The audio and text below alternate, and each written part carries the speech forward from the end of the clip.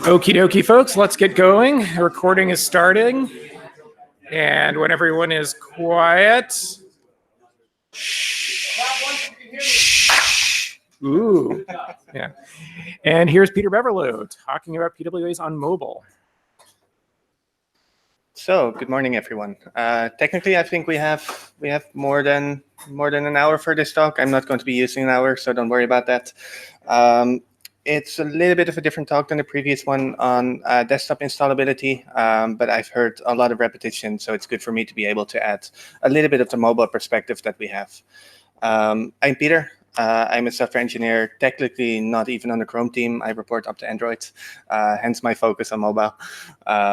So yeah, let me run you through a few of our thoughts on just PWAs on mobile, on installability, some of the user expectations that come with that, but also some of the mobile capabilities that we've been focusing on and how that interacts with Fugu. At any time, feel free to interrupt me with questions. We will have time for Q&A after as well. So yeah. Cool. So installability on mobile. Why do we care? The answer is a little bit different for mobile than it is on desktop. On desktop, we're used to this application model. It's something that's quite ingrained in what we do. On mobile, it's kind of new. Now, in terms of what developers want, this is a survey that we did a couple of years ago for basically some of our larger partners, where they identified that after performance, and obviously everyone cares about performance, but those are different groups, installability and offline enabling applications was the biggest wish they had of the platform. Offline is an entire category in its own. I'll touch upon that a little bit later. Installability is just really about, as Microsoft just put it, being where the user expects you to be. You have a device, you're using a device, where do you find stuff? And my key example in that is, particularly when you're offline, you're not going to open the browser and enter a URL and expecting it to work. That's just not how people work. So it's actually a little bit ironic that people value installability so much, particularly on mobile platforms, because it's not easy. If you look at what happens in the Google Play Store or the Apple App Store, when you want to install an application, you have to open the store. You have to figure out what you want, and maybe you know what you want, but in many cases you'll just browse the dictionary. And like in the early days of the internet, you might remember those big dictionary.com websites that basically listed the entire internet where you could find anything you want. That's exactly the concept we have today with app stores, which is kind of crazy. Then you have to click on install, and you get all these permissions up front that you have to accept, and you haven't got the slightest clue what this application is going to use them for. One of the prime examples here is that you install a flashlight application because you want to find something in the dark, and it needs full access to your device state and internet connection. And you don't know why, but for some reason, millions of people have installed this same thing. So what are you supposed to think about it if you're not acquainted with this side of technology? You have to download it. Now, for the Google Play Store in particular, it has this queuing mechanism that if your device happens to be downloading or updating applications, it places things in a queue. And then sometimes you really want this application, but then it's updating something and it will be minutes before it even starts to download. And you've got these huge binaries of 50, 100, even more megabytes to do something that would seemingly be simple in a PWA world. And then you can use it, which is kind of great. Now, on the PWA side, we're used to a very different story. You search for something, whatever you want. We use our search engines. Maybe it's suggested on the homepage of a browser somewhere. And then you use it. You don't have to install it. It's just right there. And that's one of the nice things about the web, because installability is kind of this optional thing that you can use to really indicate that you've got a relation with the thing that you're using. And then if you really like it, if you want to remember it, back in the days we had bookmarks and we still have that. But nowadays we can also install things just to give them that nicer experience. And secondly, we really have to be where our users are. So when you go, for example, I live in London, and whenever I go on the tube, every second advertisement is about some random mobile application, and all of them have these buttons on it. Get it on Google Play, get it on the App Store. More frequently, I've also seen similar buttons for the Samsung App Store with with their device share is also a really interesting movement. This is just kind of ingrained. This is where people get applications, and for people like us, that for many of us will have grown up with the web, where like the web is so ingrained in how we think about technology. It's kind of the other way around. But if you think of the new internet users, really the people that are just coming online, whether it be in emerging markets, but also the younger generations, many of them have never used a desktop machine. They get this mobile phone pushed in their hands, perhaps from their parents or relatives, and they just start using it. And there's these apps that they're using, these closed gardens, the Instagrams, the Facebook, and they're kind of in these apps, and that's where they do everything. In Asia, this is even bigger, particularly in China, with applications like WeChat that are just complete platforms in themselves. They have no reason to open a browser, and we're seeing this reflected in much of our metrics too. And when they want to find something, what is this browser? What do you do with it? You open it, you get some suggestions that you don't care about, and some articles that you can likely find elsewhere in your system as well. It's a weird concept when you really think of it with zero prior knowledge. And then you've got this thing called the App Store or the Play Store. You can go to it. You can find applications. You can see what your friends think of it. You can rank things by how many of your friends are using exactly the same thing. And it feels so much more sensible. And on mobile, we're not there, at least until recently. And that's a pretty big gap. So there's a couple of things over the years that we've been doing to kind of address the mental model that we like people to have about these things. At the home screen, just adding a shortcut to the desktop is something that Chrome has supported since before Chrome for Android launched many years ago. But it's just a shortcut. It's on your home screen. It's not even in your app list on Android. If you install a new device, it's gone. If you switch launchers, it's gone. Chrome has no way of knowing that it's there. If you change your app's icon, there's no way to update it. It's just there forever because it's just kind of there. While at the same time, in other system affordances, like if you want to uninstall something, if you want to change permission, it's not listed there. And it just creates this really confusing experience of it kind of is an app, but it's also kind of not. So to that end, we introduced enhanced head home screen, which is what we call web APKs. This is still quite recent. It's just 2 years ago by now. And what this does is what Alex mentioned earlier on. It's we mint an APK. On the server side, we create an APK for your website. So we read the manifest file, and based on that, we just compile an APK that we can install on the device itself. Now, because this is done server side, we can continue to check your manifest to see, have you updated it? Have you added a new icon? Have you changed the properties? Have you added a web share target, for example? And whenever that happens, we can create a new APK for you. We can send it to users, and you at least get new properties. Now, other than this, it's also a little bit more capable and a little bit more present in system settings. So you'll be able to find it in the all apps list. We delegate notifications to it. So if you disable notifications for this app, it's just this app and not all of the browser. The notifications look like they're coming from this app, but it still has limitations because we can't list them in the Play Store itself.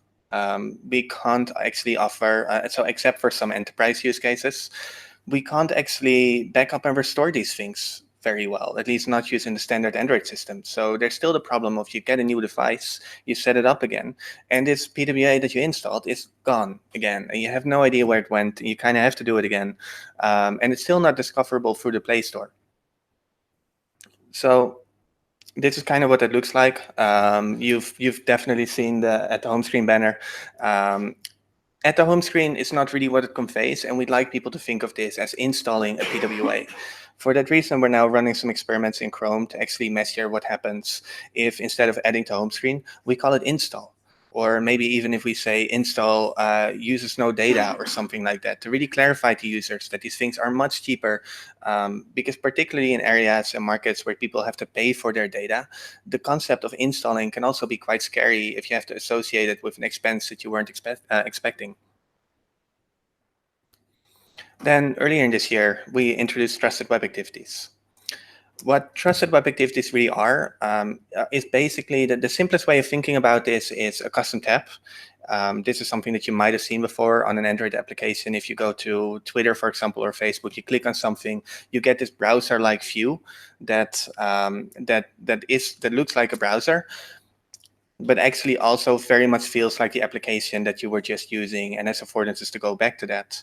And trusted web activities are effectively that. But then full screen, we know that you own the origin. We remove the URL bar, and we can give you a few extra capabilities in response to that. So, trusted web activities, different from web APKs, it's created by the developer. So where web APKs are created by Google, this is something that the developer can control. They can customize it as they want. They have the ability to add some Java code of their own. For example, if they have an existing payment flow, they can actually keep that payment flow in Java, while the rest of their application migrates to the TWA itself, to just as a PWA effectively. And so they have a lot more flexibility in how things are being displayed and how they behave, and it takes away a certain part of what we think about as fear of missing out, as native platforms introduce new APIs all the time, and by design the web is behind. With the web, we really like to kind of take the step back, look back at the APIs, how are people use them, and use that knowledge to really create web APIs that work on multiple platforms at once. Now, developer publishes it in Play, so it can actually be listed there, and people can find it there. They can customize it, and it will very much feel like a normal application that just happens to run on the web. Now, these are very, very similar, and that's very confusing. So we're thinking about a lot of ways to make this field a lot simpler. So one of the concrete things that we're doing is that we'd like you to think of web APKs as Google's implementation of a TWA. Now, this is a little bit weird because we actually introduced TWAs after web APKs. But if you think about it, a web APK, so a TWA can be customized. A web APK is basically the default implementation of a trusted web activity that just comes with our ideas of how notification delegations should work, of how they should show up, how permission delegations should work, and things like that. And I'll go into a little bit more detail there later on. And to that end, for the teams themselves, for particularly the people here that are working in the area, we're working on creating shared roadmaps and shared technology stacks for trusted web activities and web APKs as well. So that right now, for instance, web APKs support web share targets. TWAs didn't. TWAs supported adaptive icons for modern versions of Android, which is a way of just having an icon that can be modified because some devices want circles, other want squares, and other devices want things in between, which were supported by TWAs but not web APKs. But by sharing these roadmaps but also the technology stacks underneath, we can really go to an area where for installability on Android, we ship a feature once and it just works everywhere, and this distinction will hopefully soon cease to matter.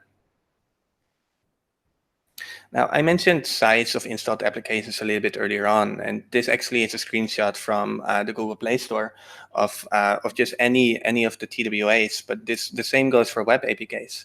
They're hundreds of kilobytes, where even the native Twitter application for iOS, I believe, is in the range of 120 megabytes. All of these things are less than a megabyte, and that's pretty amazing when you think about it.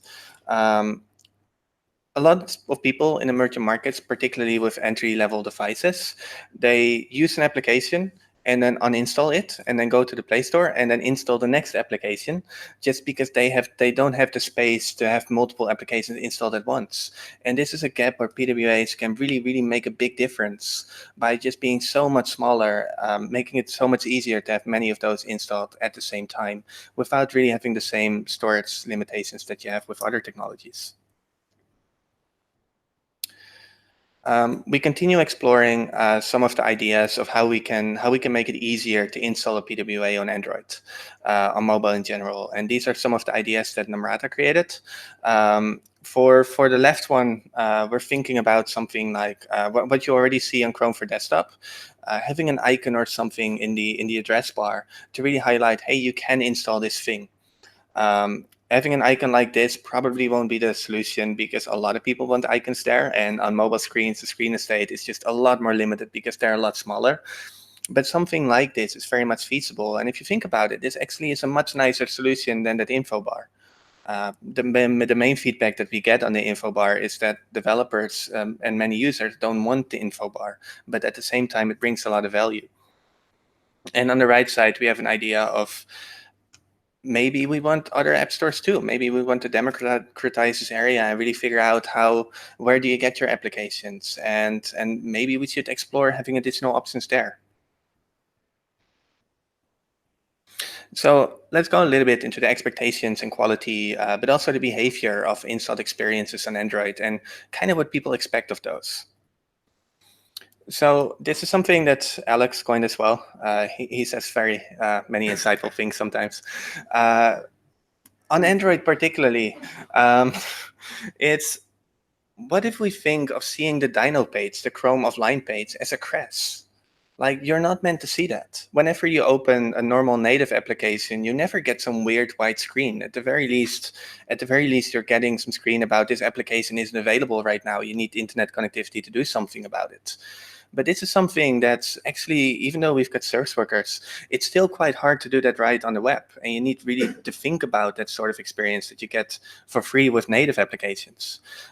So what if we were to think about it as a crash? And what if we could leverage UI services and distribution models to really surface this as a crash and tell the developer, hey, you're doing this wrong. We want installed applications on mobile devices to have good performance, no jank. Most devices nowadays are 60 FPS. I believe that the new iPhones are up to 90 or even more. That's a lot of frames to render. And it's not that long ago that we were really stressing out about this request animation frame stuff on the web because 60 FPS was a lot. And now we're going beyond that. And this is just the default on mobile. And mobile devices are more constrained also in terms of resources, but it's quite likely that unless you've got a 4K TV, that this phone you have actually has a much higher resolution than your TV or even your desktop monitor. So integration with system UI, you want to be able to use the default affordances on, for example, Android. So to highlight notifications here, Android, after a while, if you dismiss notifications, will suggest to you, are you sure that you want to keep getting this? Do you maybe want to stop these notifications? We should be able to use that for installed PWAs as well. If you long press on a notification, you want to be able to get rid of it. If you long press or go to the app settings of any installed application and you clear data, you want data to be gone, even though you're not necessarily doing that from within Chrome. If you uninstall it, you want it to be gone. And right now, it's kind of undecided what happens when you uninstall a PWA like this, because we actually share storage. So consider this case: you use Twitter, you grant notification permission, then you install the PWA, you use it for a little while, and then you uninstall the PWA. Do you expect notifications to continue being delivered to you? And rationally, as engineers, the answer might be yes, because it was granted before you installed the PWA, so maybe we should restore the previous state. But from a user point of view, it's quite likely that the answer is actually the opposite, that you're uninstalling it, which is a key signal that you actually want to get rid of it. And these are some of the things that we're still figuring out. So as part of that, we really want the experience to be great. On mobile platforms, it's quite clear which applications are well made, are well designed, and which one are not. Sometimes you get these games that you pay like $1.50 for or something, and you've got these free variants.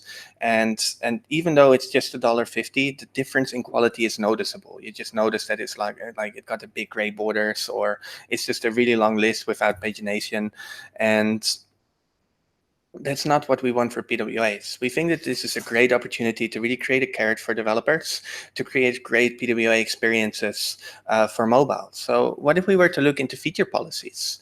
If you've got an installed experience on Android, what if we defined a set and really created a contract with the developer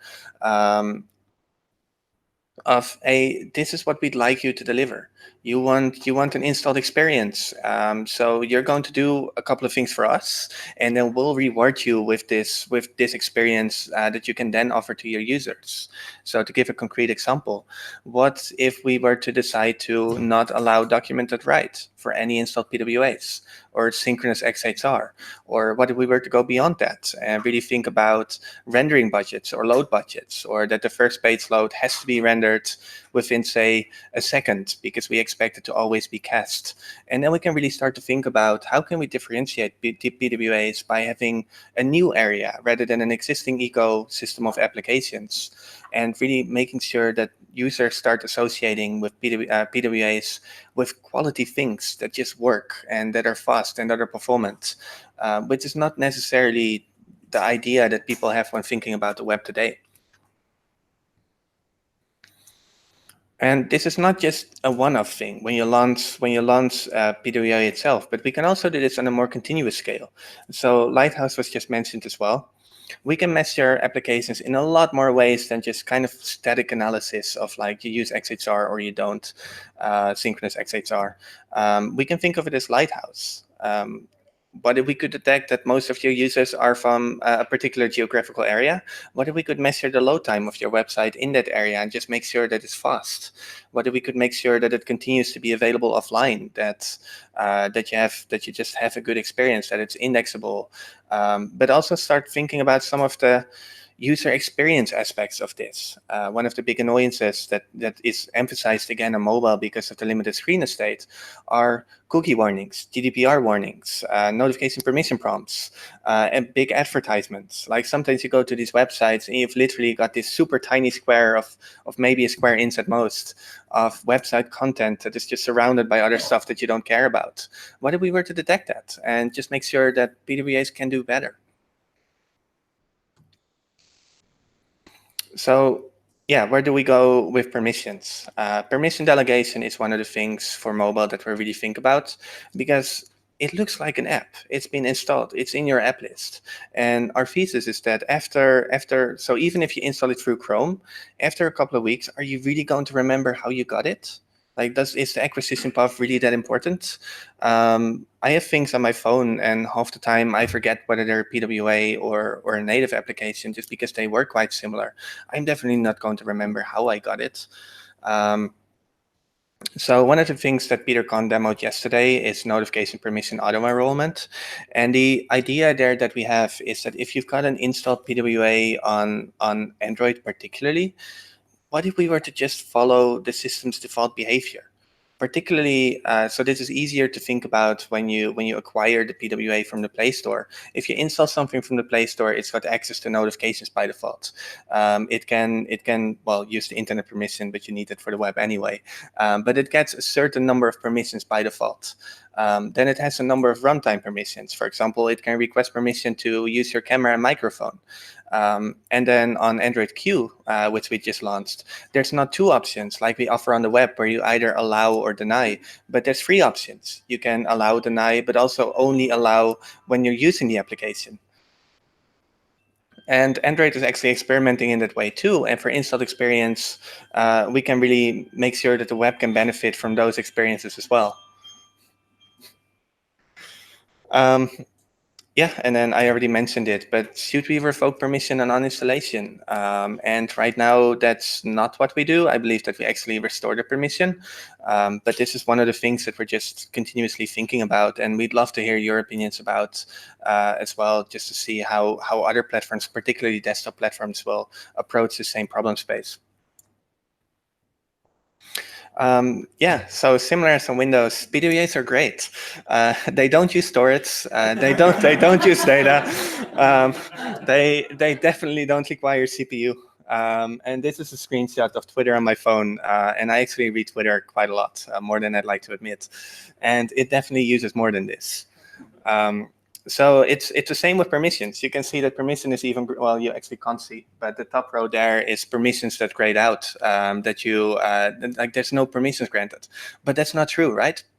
Twitter is actually showing notifications. If I were to install a PWA like Lyft, I'm quite likely to add granted access to my location because I'd like to be picked up somewhere and it's convenient if they know where that is. But if I want to revoke those permissions, where am I going to look? If I'm forgetting how I got this, or particularly if I got this from the Play Store, I'm not going to look in Chrome settings to figure out how to revoke that permission. I'm going to look right here in system settings, and we're not there. So one of the things that we're thinking about is really, let's do properly attribute permissions, again, where it makes sense. So things like location, what if we were to not use Chrome's permission system, but Android's permission system? Same with something like a camera and microphone, and we give users this ability to distinguish between allow all the time, never, or only when using the application as well, and really have them feel native, like feel the way that you would expect a native application to behave. For research usage, the answer is a little bit different.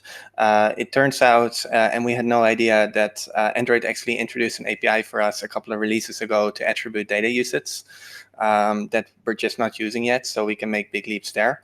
But for attributing CPU usage, but also storage usage, that's actually quite tricky.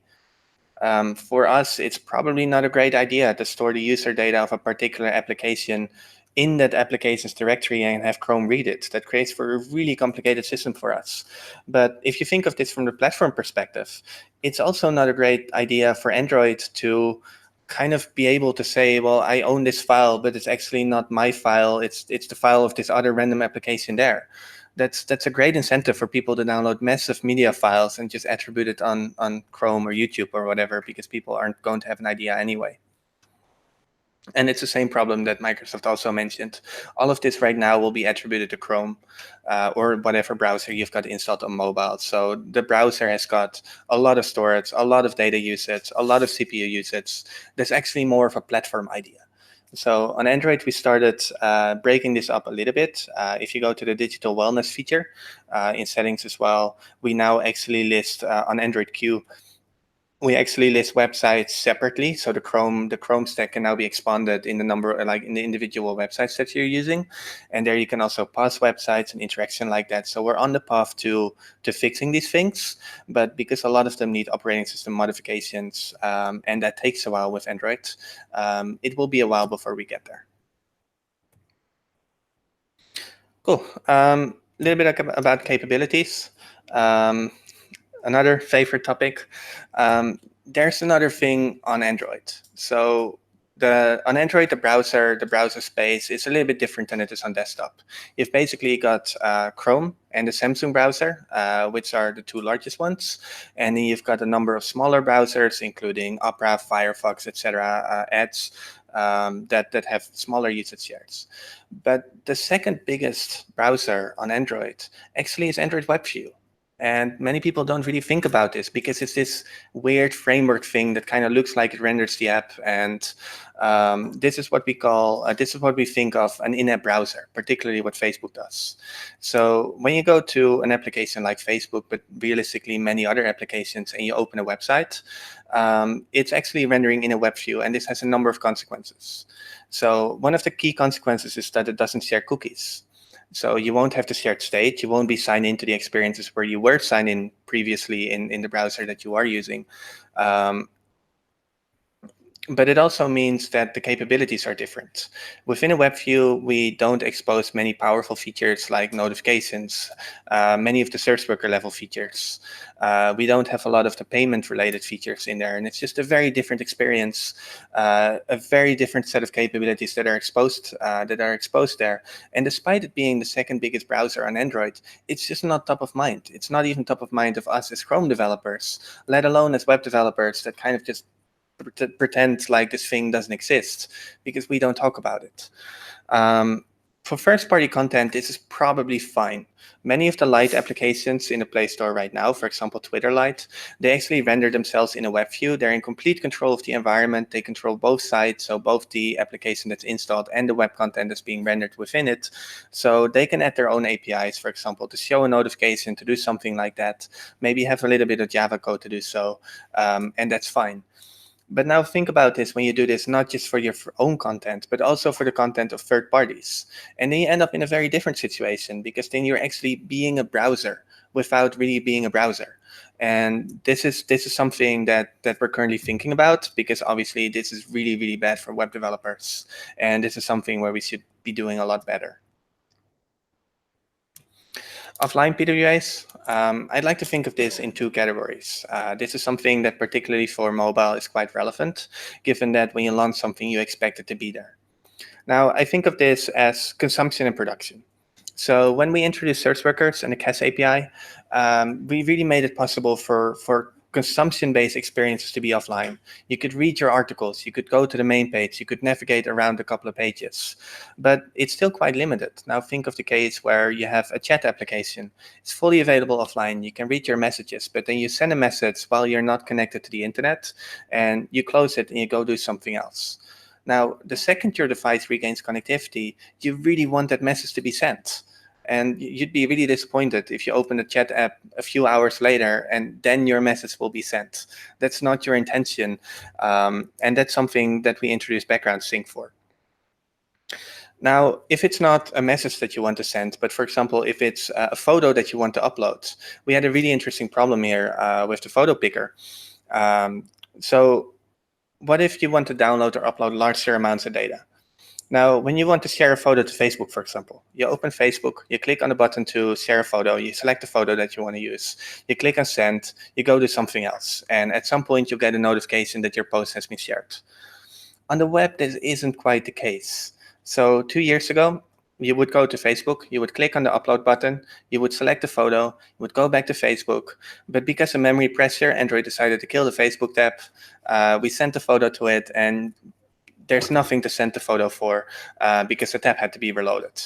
So sure, kill some applications and less memory pressure, do it again, and now the photo has been selected and sent to Facebook's JavaScript code. You upload it in the background. It will take a little while because mobile connections are slow. You go do something else. And while it's uploading, Chrome is being killed in the background because your XHR request or fetch request isn't enough to keep the browser alive. So at some point, the Android system comes by because you're starting to play a game or watch a video. Chrome is gone. Your photo won't be shared, and you'll never even be informed about why this is.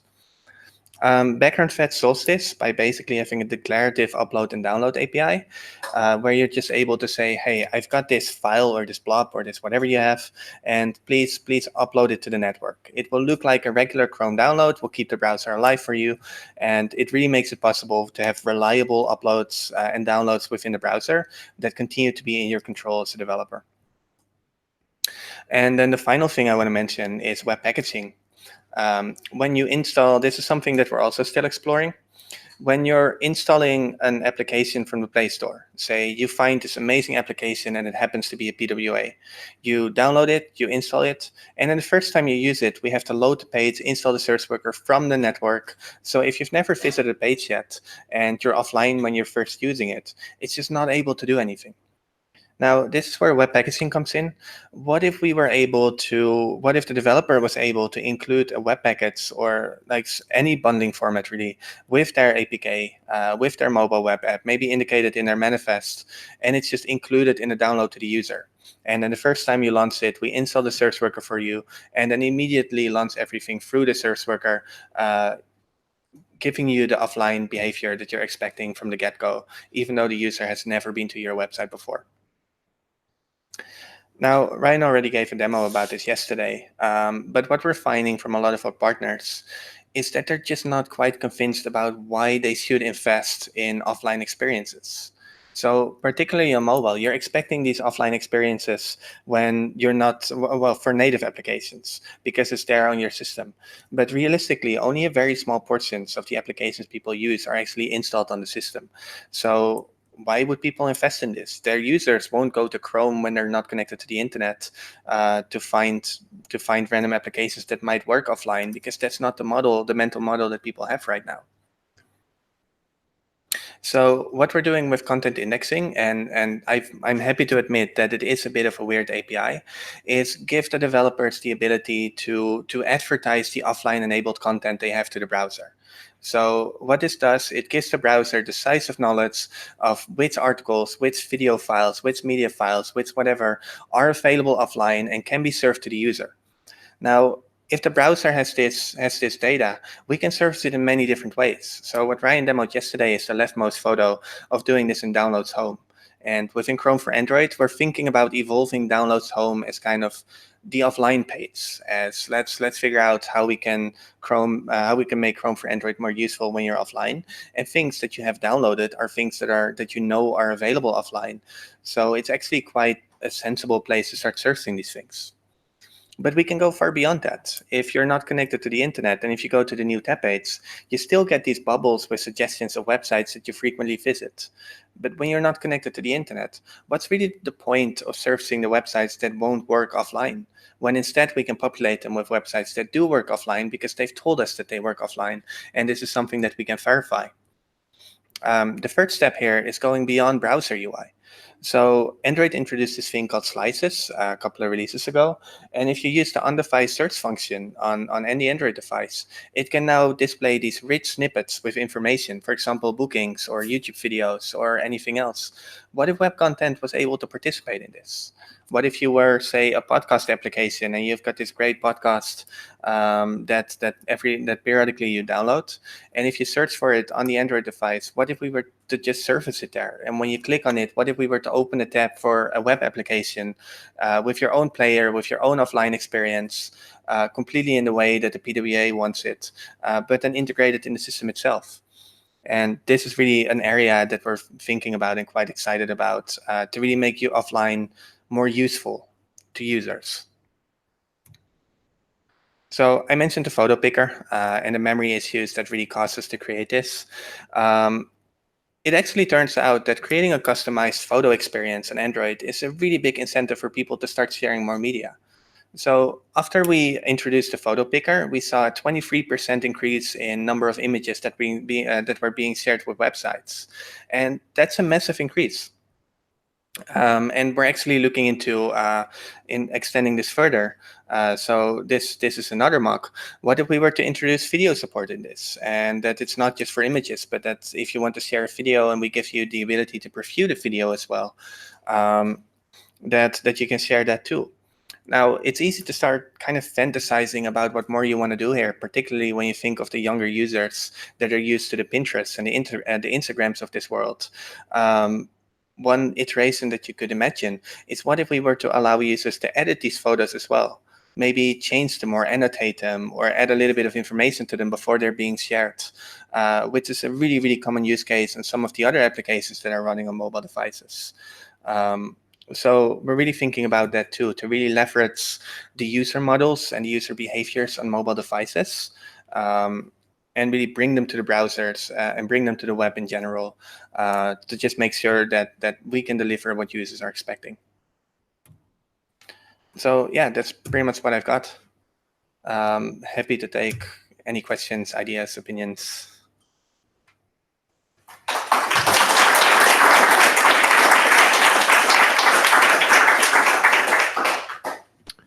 Yeah, thanks, Peter. Great talk. About the lighthouse for UX, I think that idea kind of resonated with me. So what are the learnings? I guess in the native side of things, there have been tools provided for developers to do something similar to benchmark their UX. So can we take some of those ideas, apply them to the web? I think there are kind of unique characteristics on the web that kind of can be ported over from the native. So just interested in to hear your a bit more thoughts on that lighthouse for UX. Okay, so yeah, I think one of the examples that I mentioned, for example, what if we treat a page that can't be rendered, so the Chrome Dino page, as a crash? That would be one example of that. Android has this concept called an ANR, app not responding, which happens when you basically miss a number of frames because you're doing a long operation on the main thread. What if we were to think of running too much JavaScript or missing a frame as an ANR? What if we were to help developers to kind of reason about issues that we're seeing on a web platform in a way that Android understands, that the platform itself understands? And this is a way that we really think about, is to help users resonate about what's going on. Let's use the operating system's affordances to point this out. Let's use, for example, if it's distributed through the Play Store, let's figure out if we can actually surface these things in a developer dashboard on the Play Store, so that here they can have an indication of how often users are running into these situations in reality, on top of something like Lighthouse that's more of an ongoing test, but still a lab test rather than being based on actual user behavior. Now, I think that in terms of technology stack, the web and native are quite different. So Android is really strict, and with Android Studio, you actually have an entire development environment that's just keyed to getting you off the main thread. Anything that you do on the main thread, the IDE will just tell you, don't do this. And it's got great annotations. Peter disagrees. I've seen annotations. So it's got this insights and debuggers, and it really helps you figure out how does all of this work. But in the web, we've got dev tools that's still quite difficult to use, and we're figuring out how we can make this more accessible to figure out the same problem space on Android for Android apps. And Lighthouse is just our idea to really figure out, like, let's do this monitoring, let's figure out performance, let's think about things like performance budgets, like you've got X seconds to load a page, you've got X seconds, or things like don't have images that have to be resized to less than half their size, things like that are really expensive on mobile. And let's surface this to the developer and just let them know that they're doing things wrong. Thanks. Thank you.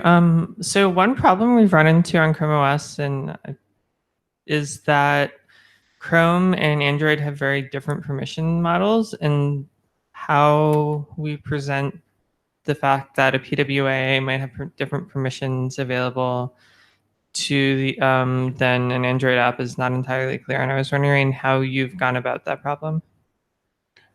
Okay. I think there's two answers to that question. So I'm quite a strong believer of the idea that the user is thinking and reasoning about the device that they're using at that very time. So I don't think we should aim for a permission model that's exactly the same across all platforms, because that's like you're using an Android device. You want it to feel like an Android app, and that is very different from using a Windows machine and wanting it to feel like a native Windows app. Those are just very different concepts. Now, I think that Chrome OS is interesting for two reasons. Firstly, because we do support web APKs, and you can install web APKs, and we want at least similar behavior there. But also because Chrome OS can actually run Android applications. Now, these are discussions that are going on. What I would like to see is basically more of an opinionated stance from the Chrome OS team to figure out what their position in this is, because it's kind of our decision what we'd like this to be, right? We own the browser, but we also own the operating system. So do we think that installed experiences should have notification permission by default? Do we think that an installed experience should have a different permission model from a normal PWA experience? And this is something that we've kind of been going back and forth on. And then how do you deal with the fact that just like the list of available permissions is just different between the browser or PWAs and native apps? What we're aiming for Android at least, this is an actual, like, this is a very good point. What we're aiming for with resource attribution and permission delegation is let's initially aim for the high value ones. So the ones that users particularly care about, which is location access, notification access, video and so camera and microphone access, the ones that you're most likely to want to revoke again. And if you want to revoke them, we should make sure that you can revoke them where you're expecting to be able to revoke them. When that is the case, and when users kind of start to look there for the other permissions as well, like Android doesn't have a permission for USB or NFC or anything like that. That just works, where the web with the picker model does have those permissions. It's quite unlikely that we'll ever be able to reach parity. But what Android does have is, for example, in the notification setting pages, it has this additional button at the top in System UI that allows you to go to the application-specific settings. And it's quite feasible that at some point, when we can show the value of this, that we imagine that you could have a button like that in the permission display of an Android device as well. And that really makes it easy for users to, hey, these permissions are listed here. If you want to think about other in-app permissions, click on this button and we can immediately forward you to site settings or something that users can reason about and where they find the rest of what they're searching for. Okay, thank you. I think we had quite a lot of discussions about this in the past, but separating storage for PWAs. And so my question is, if you install an Android app, it has its separate storage. If you uninstall it, it's all gone. If you install a PWA, it's still the same website that you opened in your browser. And if you uninstall the PWA, all the storage is still there and so on.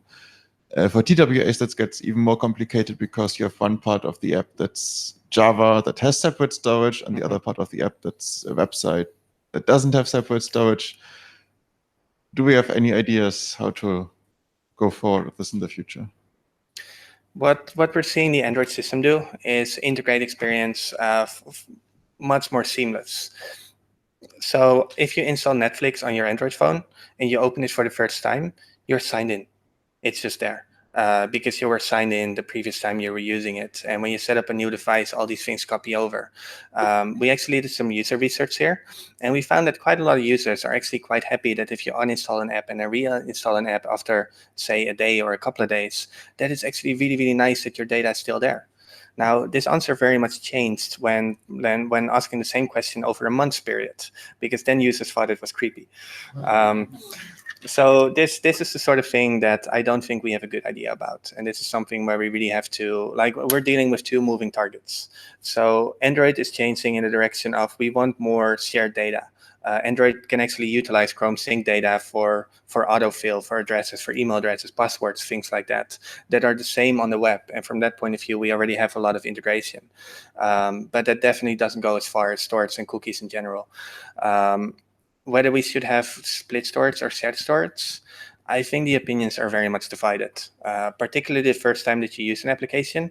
When installing it through Chrome, for example, a web APK, having shared storage is really, really important because you already were using it. And just because you add it to home screen, as we call it in UI right now, you don't want to have to sign into Twitter again. That makes no sense.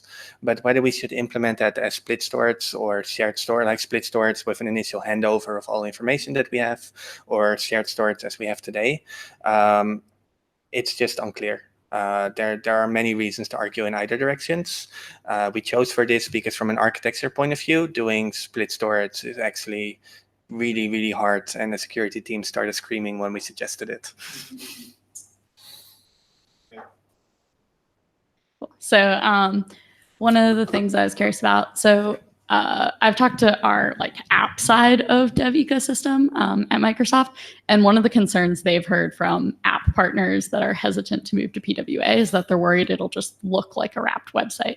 So not just the OS integration stuff that we talked about and you talked about, but the actual UI of the app, once you launch it, doesn't look native to the OS. And on Windows, we have so many different platforms and things for the last 20 years that we already have Zebra UI. So it's one more Zebra stripe, okay. But on Android, where you have a pretty defined UI design language and all that, and then random websites effectively can be installed as PWAs. Have you gotten any feedback from either users or developers on whether the actual content, once you've installed the app, feels less native or things like that? I think there's a few obvious differences, like being able to select random text, long press on something, you get some random context menu where you can select things that are really native to the web. But other than that, what we're seeing is really two classes. If you've got something like a game, for example, or an experience with a really defined identity, then it doesn't matter, because you have your own look and feel, and Google applications, for example, are doing this in iOS. They kind of feel like they're supposed to be there, but it's still quite different from other applications. So they really have a set identity, which is definitely achievable with any sort of web app, and it won't feel out of place because it will just feel right for whatever you're using. For example, Twitter is an example of that. Even though it's got a top bar, the same UI feels right on all mobile operating platforms. For other applications, more like reading something or like a weblog, for example, you like the way how we think of a weblog right now with this probably is a really dated view, but like massive header, big text header, and then kind of like the posts that follow, like that doesn't work on Android. That doesn't work on mobile in general, just because the screen estate isn't there and you expect a different pagination model. And there you really have to worry a little bit about the look and feel. But generally, nothing really feels out of place that I've seen from the partner launches that I've seen so far. I think there is one detail there. We have been working with a partner that launched a trusted web activity a couple of months ago.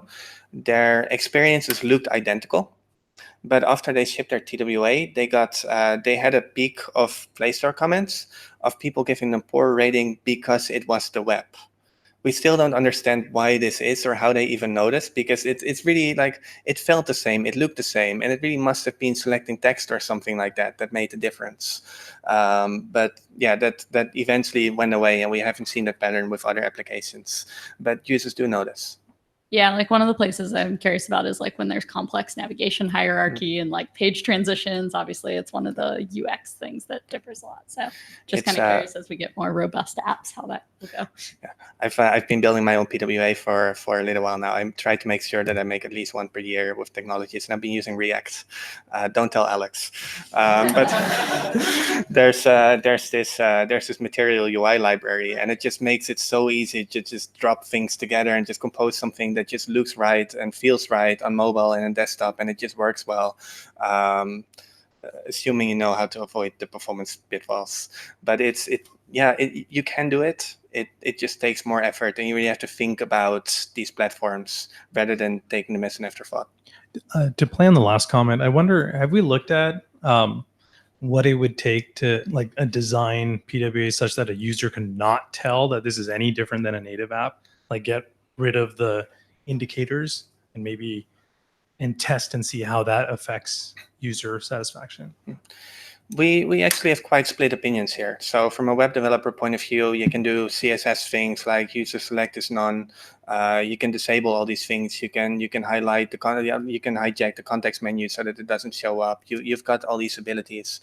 I wouldn't suggest to use them because it leads to an awful user experience outside of an installed experience. But it's something that you could do. From the browser point of view, we're still on the web, and some of the strong principles of the web is linkability, like composability, really all the aspects that make it safe. To that end, for example, web APKs, we display a low priority notification that allows you access to the site settings, that allows you to share the URL so that you can send it to other people, that allows you to open it in Chrome, for example. Whether that has a lot of value is something that we're not aligned upon internally. So it has a lot of value from a privacy point of view. It has a lot of value from basically a shareability point of view. But for users, we're seeing that there's barely any usage of any of those features, even though they're there. So I don't know. I think it would be sad if the web were to just disappear into, like, if the web would be used to create the next generation of closed ecosystems.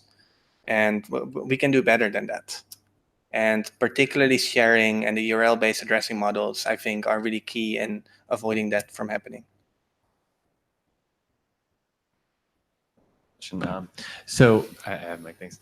I thought it was interesting that you talked about having the permissions in the place you would expect for a native application. A lot of the things we've been talking about, what's so great about the web is that we're safer and our permissions work differently.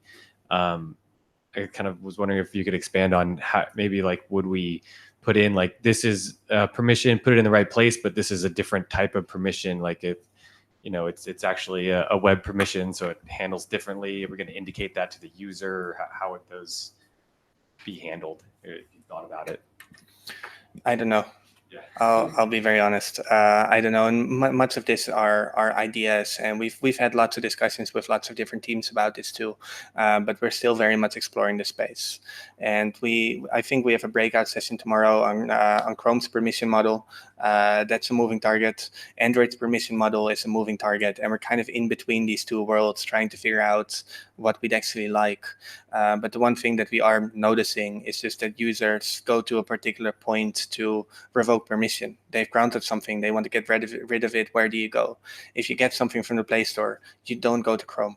And that by itself is quite a big argument to maybe derive from Chrome's own permission system towards something that's more operating system native. I think it's important to put it in that spot as well.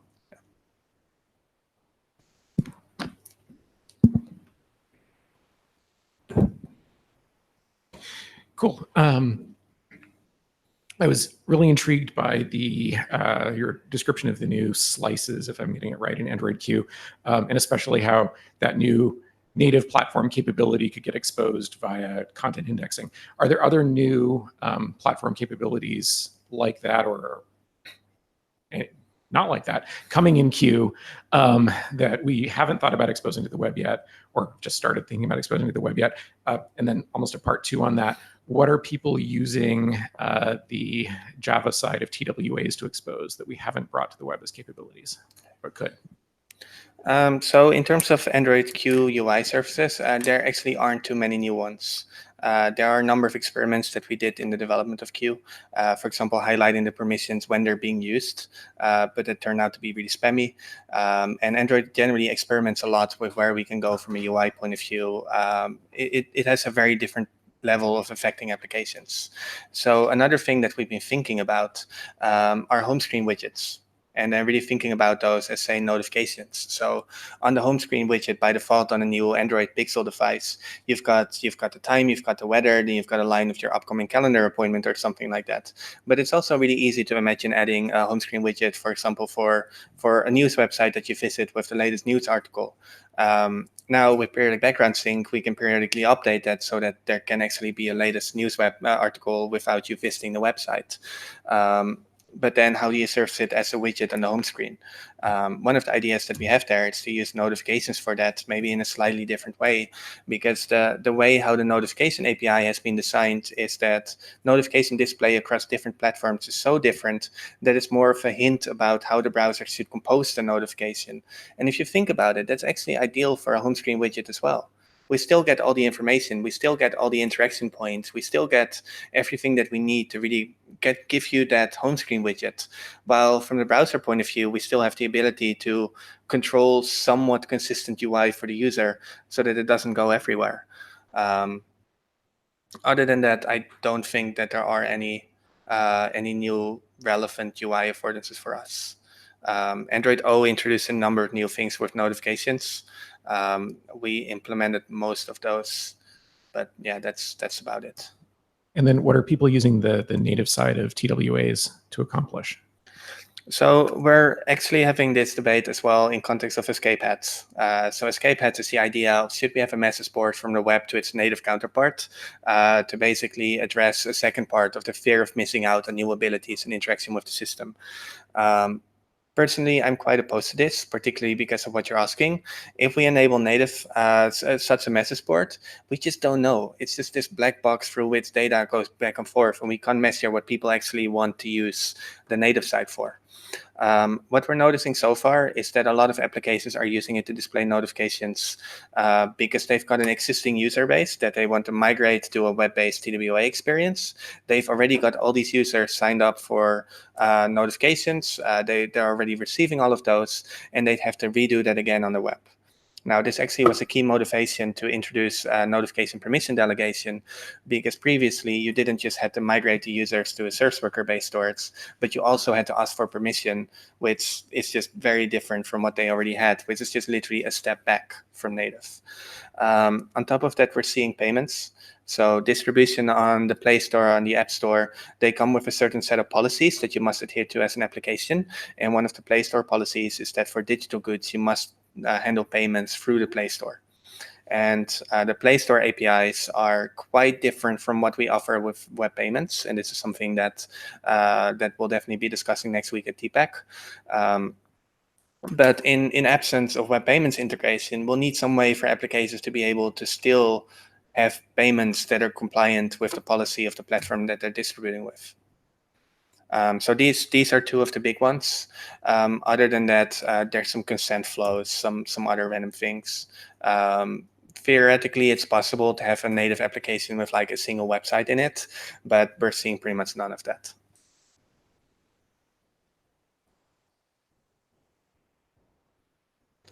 Cool. Well, thank you very much.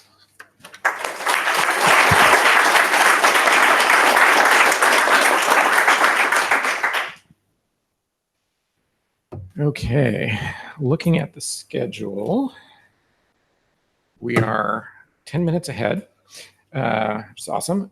So in theory, we're supposed to start up again at noon. How do folks feel about bumping that to 11:45? Okay, there's yes. So back here, 11:45, where Thomas is going to talk about partners. And Microsoft. Great. Yeah. Thomas is going to talk about partners and Microsoft. No. Okay. I want to be disclaimer. Yeah. Yeah, sure, why not? Microsoft sucks. Oh, I hate those guys.